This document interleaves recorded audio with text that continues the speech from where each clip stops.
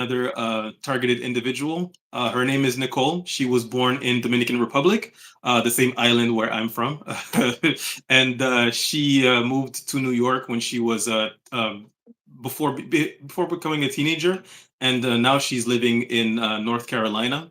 And Nicole is a TI, a targeted individual that I met on TikTok. She has been sharing her stories. Her story did interest me, and I wanted to share. I wanted to share it. I think it's very important for targeted individuals to speak up. I have a lot of admiration for people who are victims of gang stalking who actually speak up and tell their stories and do it in a coherent manner that helps our cause. And I think that if every single person going through this raised their voice, then we would be able to find a solution much faster before something really bad happens, of course.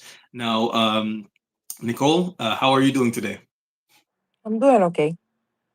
All right. Well, you're Yeah. very welcome here. I'm very happy to have this interview with you. The first question I want to ask you, Nicole, is when did you first start noticing that strange things were happening in your life, and can you describe some of it? It was back in 2020 to 2021, going on 2021. Okay. And can you describe some of the things that were happening? I will be walking and people that used to live back in, live in New York, in 2020. So, the people in my building, they would like leave stuff in front of my door, like boxes, garbage, dog things, in front of my door. And I started to notice these little things. Then, I will be walking. I will just go to any place, and somebody that I knew from the block, or from the building that I knew, they were like going after me, and I'm like, what is going on? I started noticing little things like that. When I will go, let's say, to Manhattan, I will come back, and let's say if I was dating a person, the person will know that I went there. You know, um, a lot of things. When I was on the phone, I believe they were recording me, and they were giving them, the information to another person that I talked to, and the person would talk about what I spoke with the person, and I was like, okay, this sounds strange, because this person doesn't know this person. So, like, I know they don't talk. Um, my family members, they were doing the same thing. Um,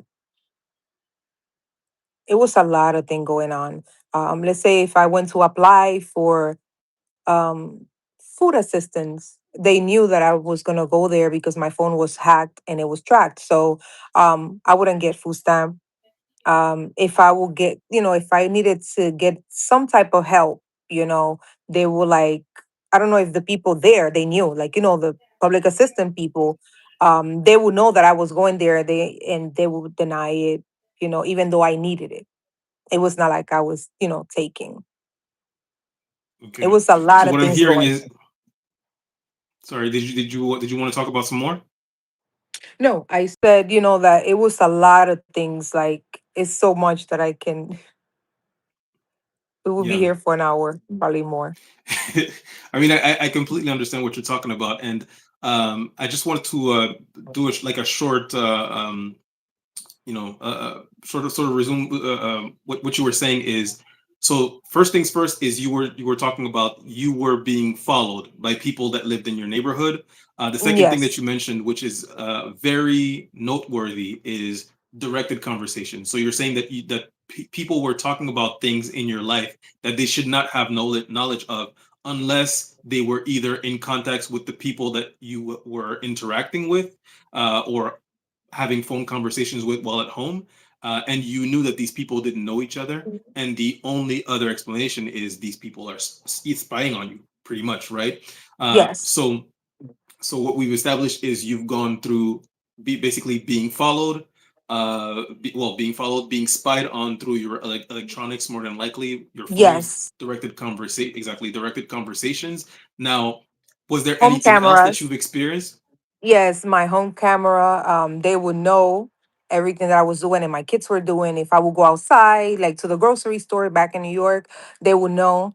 that I was at the grocery store, what I was cooking, they knew. It was like that's when I started noticing my TV. It was connected to the Wi-Fi, so it would change channels. It would, put a pin. It would block my. It was a lot of things going on. They will go into my apartment, break my things. They started breaking things that belong to me. Taking my documents. Breaking, let's say, pictures, breaking my sofa. I used to live on a fourth floor. They will break my washing machine. And I'm like, nobody comes here. It's only me and my two kids. So, there was no way. But these people, like, if they have a friend that, is a locksmith, they know how to open a door, Yeah. and they will go in and just break in. Yeah, so you've experienced vandalism as well. Now, I know that we were talking about this earlier, but you said that you also experienced smear campaigns. Can you talk about that? Sure. At work, I used to work at this company and I used to be a caseworker, um, working with substance abuse patients. And I was there for like 9 years. And, the managers, the coworkers, they would just like say stuff about my private life, like just to embarrass me or, make me leave, the company. And it got so bad that I had to get a transfer and still continue until like I left, before the 10 years. So I decided to leave and not go back, but they make my life a living hell there. Yeah, Talking and about my private stuff. One of the well, the manager, she asked me to give her my social because she needed it, and when she put it in, the next day, I guess she went into all my accounts, and if I went to the hospital for such and such OBGYN, she was, making it, everybody knew and they were like throw things in my face. So I was like, oh, it was like really bad. It was very embarrassing. yeah, I mean, a common thing that pretty much everyone who's gone through directed conversation mixed with smear campaigns is there's always a shaming aspect to it, right? They're always trying to invoke shame in you. Basically, they take private information about you, things that you're doing at home, and they put it back into your face, and they do it very publicly in order to make you feel shame. And there's always plausible deniability where even if you did mention it, people would just think, well, you're exaggerating. It's just a coincidence, or you're crazy. You're imagining things, right? So Hmm. I'm very glad that you're bringing that up and you're talking about it. You have the courage to talk about it because a lot of people they get shamed into silence. And I always tell people, if anyone has any shame to hold, it is not the person that is being victimized through this gang stalking. It's the people that participate in this stuff and that actually go through the trouble of actually spying on people and try to shame them for things that they do while in the privacy of their home. If you have no shame in violating the privacy of someone, you have no lessons to give anyone, Yep. right? Now, I know you said that you also dealt with noise campaigns, and you were saying that you dealt with noise campaigns today, as a matter of fact. But were there other Yes. incidents that where you dealt with that? Back in New York, yeah, they would like use firecrackers on my window, throw it just at my window, um, without being, no special holiday. Um, Knock on my door, press the bell, so I can go and see who it is, and it was nobody, and they would Hmm. do it constantly until like I started ignoring it. Okay. Now, I have two questions. The first question I have is, um, when you quit your job as a caseworker and you went somewhere else, did it continue? Yes. Okay. And did it get worse? Was it different? Was it the same? It got worse. It was in the same company, you know. I transferred to another department and I was working now with mental health patients, and it was everybody. So they would send me the work cases. I guess they would tell the people if they do something to me, like they will get something or reward or get, a place. I don't know. Yeah, because that's what Yeah. these people do. Like they do. They tell them like, I can get you an apartment faster, or I can take you out of here faster. It's a shelter for mental health. So I was doing substance abuse, then I switched to mental health with people that needed an apartment or a house, needed housing. So I was doing that. And it got worse. Okay. And a question is being asked here in the chat is how did you handle those conversations being brought up at work about your private life? What did you say to your coworkers? How did you handle the directed conversations at work? At that moment, I was more scared to lose my job because, I'm the one taking care of my kids. So if I didn't have a job, who's gonna take care of my kids? It's not like I have families, but they were also involved in it. So, they were approving of this, they had their reasons, and I understand and I know why they were doing that. And they also, I could say member, they became also a member of this campaign, like of doing things like this. And you say they had their reasons for doing this. What do you think their reasons were? Well, when I was younger, the first thing I got was they took me to a place, and it was a basement. And when I went there, they put this headphones, like they looked like very old. And it was a weird, weird sound, weird. It was like wave. I didn't understand because I was little. My father don't know how to read or write, and it's like they knows the law and know what to do and the things that they can do with a kid. So after that, I remember in school they gave me this pink drink that I I cannot remember much, a lot of stuff from seventh grade, like it's like bits and pieces that I can remember. But I just remember that. I can remember what happened, a lot of stuff I can remember, from that time, from seventh grade. So as I grew up, I noticed that I was leaving from I wasn't stable. I wanted to go back to my country so I can live with my mom, but they wouldn't allow me. And I was, let's say, a maid, and they were taking advantage of me. Then when I grew up, they kicked me out when I was 18. But something that I was able to understand was that they were taking assistant for me. Like they had me as delay. I couldn't speak English because I was not American. That's what I was told. That's why I have this heavy accent. English. I was not allowed. I couldn't watch anything in English. Then I got kind of scared because if you're not speaking, you're not watching anything. In school it was kind of hard because I didn't want to speak then. That's what I thought. That's what they brainwashing you with. So in 2020, I started noticing, and I'm like, okay, these people was taking money. And I told them, I confronted some of them. And I guess they wanted to shut me down because, they did that to me and my two brothers. So they were taking money, and having us as delayed. And, it was like premeditated everything. They wanted to know who were my friends, who did I hang out with, and I had to bring them so they could see who I was hanging out. If it was a person that would open my and talk to me, they will be like, no, that's not good for you. You don't hang out with those people. It's like a lot. So I was like, okay, I thought that they wanted the best for me, but in reality, the people that were out there, they were trying to, but I was like raised to just obey them and do whatever they say. Even when I Yeah. left, when they kicked me out at 18, it was like, okay, they cannot take no more assistance from me. I'm already 18, so I can take it for myself. So that's why I got kicked out. Right. And now I understand that, um and they still wanted to know what was happening with me. They still wanted to.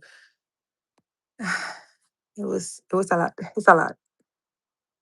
Right. I'm very sorry to hear that. Of course, it sounds like these people really taking advantage of you, and it sounds like the people that were supposed to protect you were not protecting you. I think At that's all. really a shame. It's really horrible to hear. The one noteworthy thing, and I think this is something that shocked a lot of people in the chat here, is when you were talking about the headphones with the weird sounds that they did to you, the test and the pink drink. I have to be honest, I've heard about this before, and the person who I heard it from is a person that that knows a lot and that went through a very similar experience as you, and this person had to move to Australia. She lived in Canada at the time, and she had to move to Australia to get to finally find peace. Of course, she wasn't able to find peace, but I'm hearing more and more this story of like people being chosen even as children, right? And when I hear this, I'm thinking to myself, when I first heard it, of course, I'm thinking to myself, I don't think that's possible. People are targeting children for this program in particular. But the more I'm talking to people, and the more I'm talking to people who are telling me these same stories of these headphones and these sound tests. Can you hear this? Can you hear that? Can you still hear it? And then also the pink drink. I'm thinking to myself, there's a high probability because unbeknownst to a lot of people, when I was a kid, I also had the sound test. And I know there wasn't many kids in my class that were participating in it, and it did happen in school. I don't know if it was in school for you as well, Yes, but it was. They there we were. go, I had right? a friend. I had a friend. I don't know. I remember. I remember that part when they were gonna take it all the way to the back. And when they ask you questions, and you know it, say it wrong. Just don't say it. Like misguide them. Like if you know the answer, don't say the answer. If tell you they will put cards and all different type of cards. I cannot tell you like pick a card that had the shape, but I knew where it was, but I couldn't, I remember my friend telling me, don't tell them they took me there. So I don't know what happened to him, so I didn't. So after that they never took me back. Mhm. I mean, it's all very strange, you know. For myself, I don't remember the pink drink personally, but I do remember the test itself. Um, and of course, here I am now, obviously being gang stalked, much like you are. But it's a very common thing with people who are being gang stalked and who mention that this started out as children. They say they went through some kind of auditive test, uh, um, before everything started. Of course, I'm very sorry to hear about all of your experiences and all of these people that basically sort of sold you out, threw you under the bus, kind of. At least that's what it seems. Um, I think that the only thing that we can do is sort of pray for you, pray for these people, and know in our hearts that justice will be done. Justice will be done one day. Um, Now, I did want to ask you as well, without naming any names, who do you believe put you on a watch list, or do you believe that you have some kind of knowledge as to who put you on a watch list, or do you have no idea who it is, and why do you think they did, if you know who it is, Okay, so without naming any names? Sorry. this was yeah, this was my family. When I left the job, I got like I saw that all my friends turn around, turn down on me. I had a friend that I knew. I had like four friends that I knew for like over 20 years. There's one that I knew um since it was 13 and I was 12. So they all turned around. They were saying that I was speaking about the same thing, that I should move on. And I would be like, why do I have to stop speaking if I can bring awareness of what happened to me? And also I was in 20, going back to 2017, I found my kid's father molesting my daughter. So I had to like speak on it. So I almost lost it. I didn't get help. The police didn't do nothing. Nothing went down. So, that was like, you know, yeah, I went through it. But I believe in a God. I believe in something higher that gave me the strength to just conquer. And even when I was down, I would get up. Even when I didn't want to get up, or like do things, I would do it just because I'm like, I got two kids, and if I'm not here, nobody's gonna care for them, and I have to protect my daughter.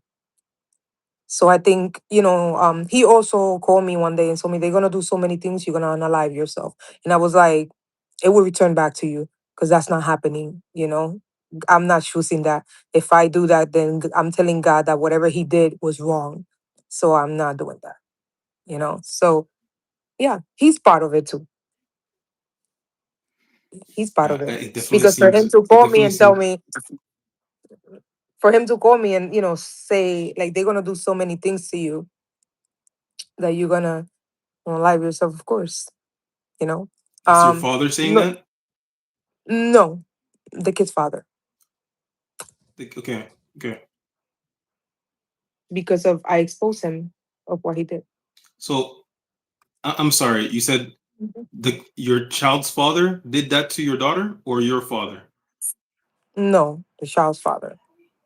Your child's father. And by any chance. Okay. I'm sorry.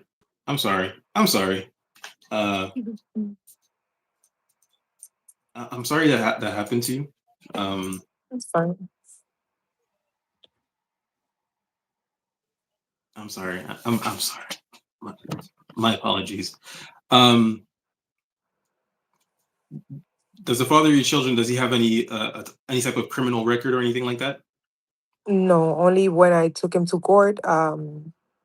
When I took him to court, like I was very scared because we was member in the church. So, I was more like the hyper one, like he was more the quiet one. And, like when I exposed him, he told me like nobody's gonna believe you. So I was just like, oh, you know, I was scared, and I thought what people's gonna think. A lot of things go through your head. I didn't report it the same day. It was 2 days after. I went to the police and nothing happened. When I made the report, I just went to court. I started going to court, and they gave me the custody for my child, and they said that he was able to see my girl supervised. You know and stay with her over the weekend. But that still had me like in terror because I'm like, "Oh, what if something worse? Like I have to protect her." Yeah, Now, is this man also from DR, or is he American? Mia, he's from DR. His From family DR. knew Okay. and everything. Yeah, his family knew that he had that problem.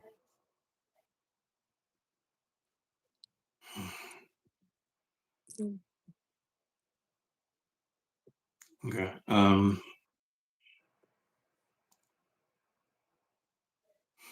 Now it's I, fine. I have made peace with it. You understand? Because if the Lord doesn't do nothing, then I leave it up to God. You have to believe in something. yeah. Yeah. I mean, I think that one of the one of the things that keeps some of us sane is our beliefs, our belief Of course. in a holy justice, knowing that Yes. much of what we go through we don't deserve. Much of what we go through Of is course. due to evil spirits inhabiting people and basically pushing them to commit all types of violations towards us, that is Yes. completely undeserved, and also into doing what it is that the devil does, which is tricking people into participating in their satanic activities, into their satanic rituals, into their satanic humiliation rituals, into basically what can be categorized and really explained as, I mean, I don't want to say the word, but really a G side, right? I'm sure you know what I'm talking about, but I don't want to say the word. But Yes. no, this is nothing short of what this is, right? I've Yeah. I've heard some people talk about gang stalking as, oh, it's a It's like Zersetzung, which was an operation done in East Germany, where basically they erode at your life, and the goal is to take everything away from you, and to render you homeless and things of that nature. I really feel like the goal is not just to render you homeless. That's just a side effect of it. The goal is to erase you. Is to completely erase you while keeping their hands clean. And I think the reason why I do well, not I think the reasons why I do these interviews and I'm so boldly, though I'm not a bold person, the reason why I'm so boldly speaking up, though I understand the dangers of it, right? If this is Yeah. an FBI or a CIA operation, speaking up is extremely dangerous. We know what happens to whistleblowers. We know what happened to Yeah. Gary Webb. We know what happened to these journalists that spoke up about COINTELPRO, that spoke up about MK Ultra. We know what happens. But the reason why I speak about this is because I think it's important for these people to it's important to dirty their hands. It's important to let everyone know here's what these people are doing. This is happening, and perhaps you don't believe me now, but eventually this will reach someone that you love or someone that, someone close to you, or it might happen to you one day, right? And I think that if all of us speak up, if all of us find the courage that you find, Nicole, in speaking up and telling your story, eventually justice will be done. Well, I believe that, like I stood quiet for a very long time. I had to leave New York. I had to go into whatever I believe that it was, I know, like you said, I had to believe in, I had to believe in something. And I prayed and I fasted and I was like, I was moved here. I was moved to North Carolina just to get off, get away from all that toxic. I thought that it was just me. I was like, well, if I come here, things is gonna change. I was in a hotel like for a year. Nobody wanted to rent to me, even though I have $15,000 on my pocket. You understand? Nobody wanted to rent an apartment because my phone was tapped. Everywhere I go, they knew. They orchestrated where I would stay. Like if I was like no hotel, all the hotel, I don't know if they can do that. I know that they can. Like all the hotel will be like very expensive, and the cheapest one will be like the one where all the addicts is at and all this people is at. You understand? So I will have to rent there, which I believe I didn't belong there because I didn't want my kids around there. Right. And every time I went to find an apartment, I couldn't find no apartment at all. Like they would deny it. And I'm like, but I don't have no eviction, no case, no nothing. I'm in a new place, and everything. My record is not bad. My how you say it, my credit score is good. So I don't really know what's really going on. And so like I moved here in 2022. I got an apartment in 2023. Okay. And then from there everything started there. I would my car would get crashed. It would be open out of nowhere. I would find the car open and I'm like, but I'm the only one with a key, so how come my car is open and I didn't leave it open? And me and my kids, we come out, so my kids are also watching and seeing like what's going on. And they will be like, we didn't leave it like that. If it was raining, the rain will go in there. They will crash the car, break things. They will call the tow truck so they can take my car, and I will have to like take a taxi 30 minutes away from here so I can go and get my car. A lot of things. Yeah. So a lot of vandalism, break-ins, things of Yeah. that nature. Yeah. Yeah. They will send people, like people that, let's say, if I have something to get fixed in my house, this person will come and they will know what to do. They will like fix something and then break the other thing. Yeah. Yeah. Like it was like until like I decided to leave. When I left the place, um you know I moved into a hotel. That was 2024. So till since then I've been in a hotel. And in a hotel, let's say I will go online and I will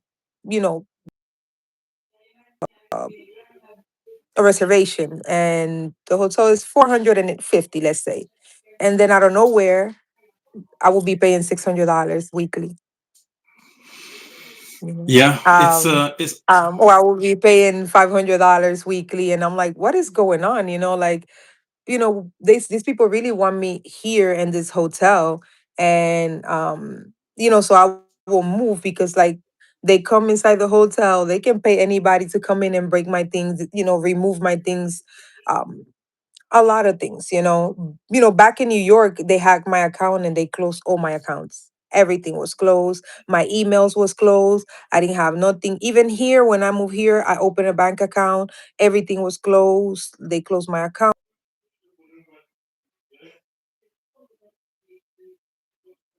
oh, wow. I'm using, like, yeah. I'm very sorry to hear that. I think one thing you mentioned, which not a lot of people do mention. Um, I'm sorry. I think you're breaking up a little bit. I think your connection is breaking up. Sorry. Are you there? Maybe. Yeah. Okay, okay, I see, I see. All right. Well, one thing you mentioned that I think is noteworthy, and that not a lot of people mention is when it comes to financial sabotage, it's not just your job. And a lot of people haven't noticed what you talked about, but I have. You'll call a place, for example, you call a garage to change your tires. They quote you a price. You get there, and it's more than what they quoted you. You go somewhere to get work done on your home. They quote you a price, and when it's time to pay, it's more. And these are little things that when we talk about them, people go, oh, well, it might be a misunderstanding, it might be something else. But when it happens over and over and over again, obviously there is a conspiracy going on, and we know there's a conspiracy because that's what this is. Gang stalking is basically civil conspiracy. They're trying to destroy someone's life by basically orchestrating the destruction of a person's life. And oftentimes, in order to do that, just getting you to spend more than other people spend on every little thing, whether it be, Yes.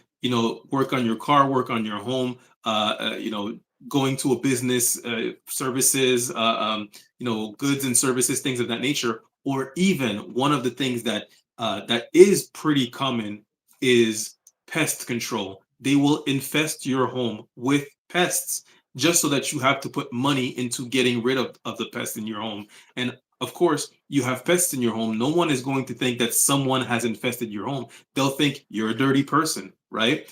When in Yes. fact they have been systematically infesting your home with pests, and every time you go through the effort of getting rid of them, they bring some more while you're gone, right? And I Yeah. think it's important to mention these things where when we talk about financial sabotage, where it's not just your job, it's also getting you to keep spending and lose your money into spending more than others in goods and services, and also adding to your expenses. Yes. Mhm. That's what it is. They were doing that even here at the hotel. They will infest the place with roaches, even though I cleaned this place, and and a whole mess. Yeah, They will and then they break my blame you for clothes, it. like, like, I will come in and I will fold my clothes, and when I'm about to put it on, it will be broken. So, Yeah. my kids' clothes, they will be stained, a whole bunch of things. Yeah, financial abuse involves not just getting you to pay more for stuff and sabotaging your home with pests. There's also a lot of straight up vandalism. They'll slash your tires, scratch your cars, break your windows. You know, uh, uh, we go through these things, and these are things that always hold plausible deniability. There is no proving, oh, someone came into my home and did this, or someone walked by my car and did that. We never have any proof. And if you say someone slashed your tires, people just go, well, that happens. Sometimes someone will slash your tire, or maybe you drove on glass or something of that nature. I know for myself, the worst thing that happened as far as vandalism didn't happen to me. It happened to my little brother. Someone was walking down his street, and they actually have video footage of it. But someone was walking down the street with a gas canister, poured gasoline on his car, set it on fire. And you go to people and you tell them you're being gang stalked and your brother's car got set on fire. There's always possible deniability, because the idea that you're being gang stalked and there is a civil conspiracy against you for no reason, because you've done nothing. I don't commit crimes. I'm not, a law enforcement officer. I haven't messed with anyone, right? There is no reason for what's happening to me, and people may be convinced there is a reason for what's happening to me because of evidence that was gathered through spying on me, right? And they'll think, oh, well, it's because of this, or well, it's because of that, right? And it could be anything. It could be, you had an argument with someone, or you had a discussion, or maybe you had a fight with someone, and then they think, oh, that's what's happening. It's like, no, no, no, no. This has been happening for much longer, right? And people simply cannot fathom the idea that you are being gang stalked, or that gang stalking is real. So they just attribute it to, well, it's, you're unlucky. You got bad luck. But it's like, bad luck has been following me for 20 years. I strongly doubt that, it follows someone for 20 years.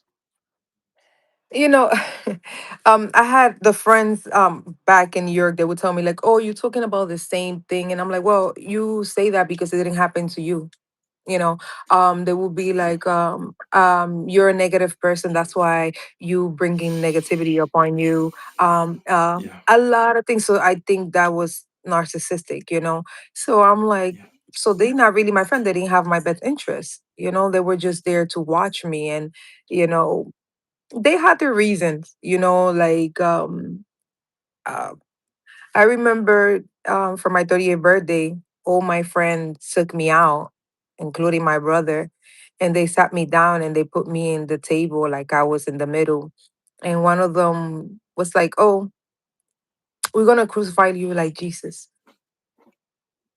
So excuse I was me. like, "Yeah," and I was like, "What?" Like in my head, I'm like, "What are you saying?" Like, like what is this? But I didn't understand what was the meaning, like why they were saying that. And after that, they all turned their back. They even stole money from me. It was like, "Oh, let's go on vacation," and when I pay for the vacation, they kept the money. A lot of things. Yeah, a lot of things. Now Yeah, it's like, I take it, it's not funny, but it's like, oh my God, I was so naive, and naive. Yeah. I believe Well, that, that when you don't have something in your heart, or you never done something, you don't know. If you don't know something, how will you know? Unless you out there. So, you have that malice in you, yeah, So I didn't know yeah. no I better. mean, one thing about the human psychology is everyone thinks that other people think like them, right? So if you don't have malice in your heart, if you have a pure heart and you have pure intentions for other people, you truly believe that other people only have pure intentions for you as well. And when you Yeah. meet a person that doesn't have pure intentions for you, it confuses Yes. you, it puzzles you, and you make Yes. excuses for it. You start to think, well, if this person is behaving this way, it must be because they're hurt, rather than thinking they're evil, right? Because Yes. there is no evil in you, so you don't think there's evil in others, right? And Yes. when it comes to evil people, one of the reasons, sorry, why they justify their behaviors is because they're thinking, well, I think this way, which means that other people think this way. And if I don't do it to them, they're gonna do it to me. So I'd rather it be me than them doing it to me, right? So a lot of times people will justify participating in your abuse, in your gang stalking, Yeah. in your Even the people organized that I harassment. even people that I dated, afterwards, I I noticed, like I had an argument with a cousin, which I'm gonna speak, who I believe did put me on the watch list. And a few days later, a car hit me, you know. Yeah, back in New York, that was April 15, 2022. After having the argument with her. And when I call her mother to tell her, like, a car hit me, she told her daughter, like, listen what happened to her, like, like that's what she got. for arguing with you. Wow.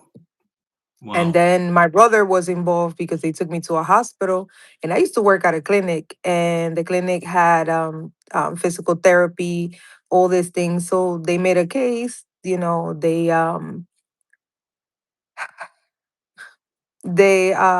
sue, and I guess they got some type of money without me knowing.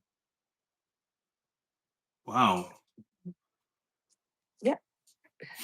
You know, when family participate in these kinds of things, it is truly, I don't know if it's the same for everybody, but to me it's mind-boggling. Because in your case, for example, in your case, you knew from a very young age, or maybe you didn't fully understand it, but to some extent your family sort of betrayed you from a very young age, right? Yes. uh, on a personal level, I've never experienced anything like that. I would not say that me and my family were a close knit, but we've never had any animosity towards each other. That's never been the case. So for me to see my family turn on me and join into my gang stalking, participate in directed conversations, participating in my sabotage, things of that nature, participating in abusing me in plain sight in front of everyone.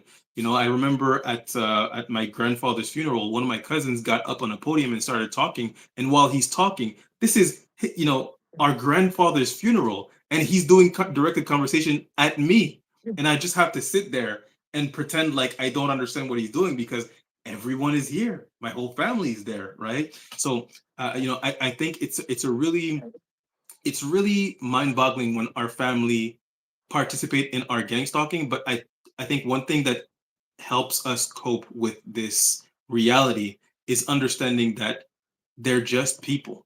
You know, our family are people. People are, you know, people can be corrupted. Some people can be corrupted. Now, not all people can be corrupted. I can tell you right now, uh, nothing would ever allow me to participate in something like this. This is insane to me.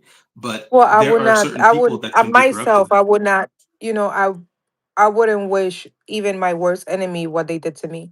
You understand? So I wouldn't.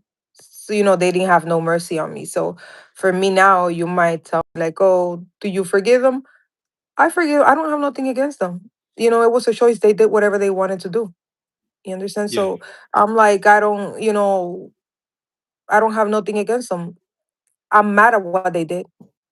Yeah. yeah, And not even mad because I think that's a lot of energy, and I've learned like to just let it go and breathe, just like I do, because it's so much that it was for me to be like mentally ill or you know somewhere on the ground, but yeah, they couldn't. I think there was a higher power that I believe he's not finished with me. So um you know, going back to the question that you asked me, who I believe it was, I remember a cousin of mine putting me on a FaceTime with people. I don't remember who this agency was. It was a whole bunch of people, and I had to put my I not my ID, my how you say that social security my number. social, yeah, and my citizen um how you say it, my citizenship certificate as well. And they took like a picture of it. And afterwards, everywhere I go, it was kind of crazy. Yeah. No, this is what happens when there's a civil conspiracy against you, and I think the toughest part is that there's no one we can go to, because if you go to the police, they're either going to not believe you or they're going to join in on it, and things are going to get worse for you at that point. Um, I really think I really think it's important to emphasize your courage in speaking up, especially after everything that you've been through, after everything that people around you have put you through. Well, I felt like, me being quiet and not, it was not getting any better. Like I felt like they continue doing it. When I came here thinking that things was gonna be better, they stole my wallet at work, right? So I never got none of my documents, my car, nothing. They took everything. I had to restart it, again. And I'm like, okay, I left that job. They even called the cops on me. They started using people to harass me in there, make me make a mistake, like I didn't know what I was doing. They wanted me to sign papers, and I was like, I'm not signing anything, especially that. You understand, like what you're saying there. I'm not signing that. Mhm. Um, when I will, here, I would take my kids to the dentist. I will go to the dentist. Like at the job, they would tell me like if I had a cavity and everything. The same thing that was happening in New York was happening here. Um, um, I Directed think I just conversation. lost my last day of work was yesterday. Yeah, so I don't even have a job, it's because there it was the same thing. Um, a lot of them were involved. They know where I work. So they would say, let's say I work at a dealership, they would send people, to the dealership to buy a car, but they will actually talk to the salesperson about me.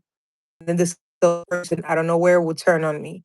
Um, People that I didn't know, that I never spoke with, they always had like an attitude. And I'm like, what is going on with these people?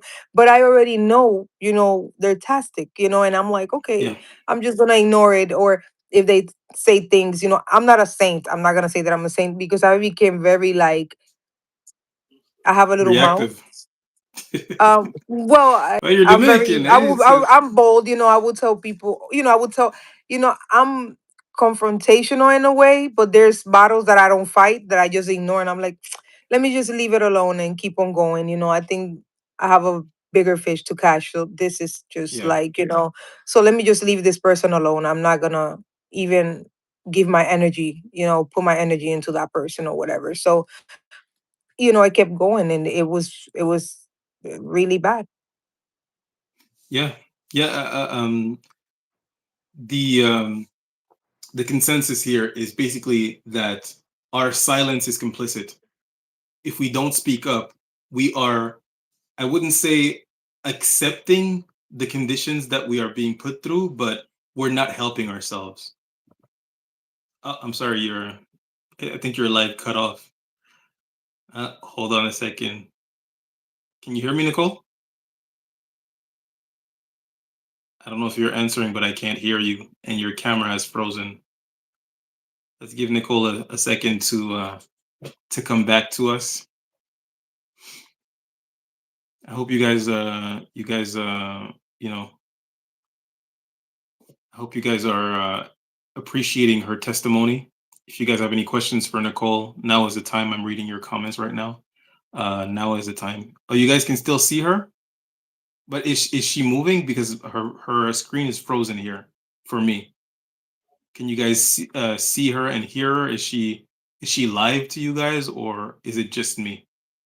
Oh, she's gone. Give me a second, guys. I'm going to send her.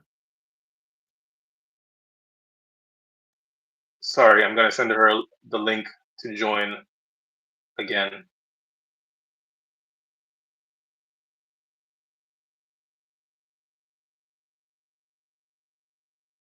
Let's see.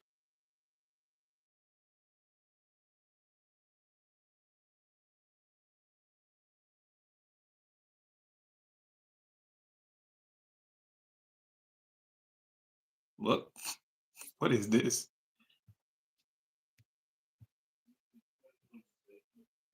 Oh, now I'm gone.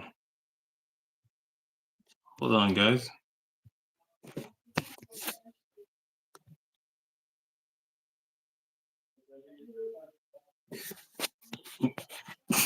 What is going on?